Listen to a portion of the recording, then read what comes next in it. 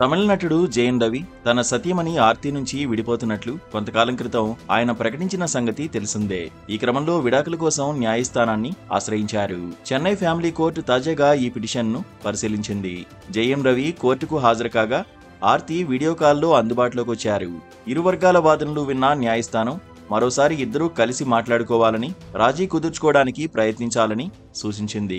విడిపోవాలి అనుకుంటే అందుకు కారణాన్ని స్పష్టంగా తెలియజేయాలని పేర్కొంది. 2009లో రవి, ఆర్తి పెళ్లి చేసుకున్నారు.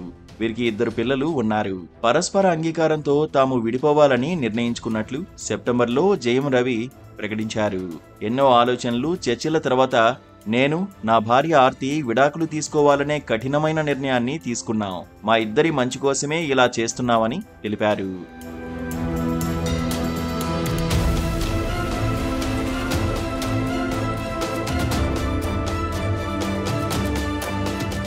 ఆ పోస్ట్ చూసిన ఆర్తి తనకు తెలియకుండానే, అనుమతి తీసుకోకుండానే విడాకుల గురించి ఆయన బహిరంగంగా ప్రకటించారని చెప్పింది.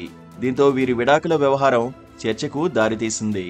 భార్య ఆరోపణలపై ఆయన గతంలో కూడా మీడియాతో మాట్లాడారు. లాయర్ ద్వారా ఆర్తికి విడాకుల నోటీస్ పంపించాను. ఈ విషయం ఆమె తండ్రికి తెలుసు. ఈ విషయం గురించి మా ఇంట్లో ఇరు కుటుంబాల పెద్దలు చర్చించుకున్నారు. నేను అందుబాటులో లేనని, వారికి తెలియకుండానే విడాకులు ప్రకటించానని వాళ్ళు ఎలా చెప్పగలుగుతున్నారు అని ప్రశ్నించారు. ఓ సింగర్తో రిలేషన్లో ఉన్నానంటూ జరిగిన ప్రచారం పైన ఆయన స్పందించారు. అవన్నీ అవాస్తవమన్నారు. భార్య వల్ల జయం రవి ఎన్నో ఇబ్బందులు ఎదుర్కొన్నారని, వైవాహిక బంధంలో ఆయన ఎంతో బాధ అనుభవించారని ఆ సింగర్ ఇంటర్వ్యూలో చెప్పడం విశేషం.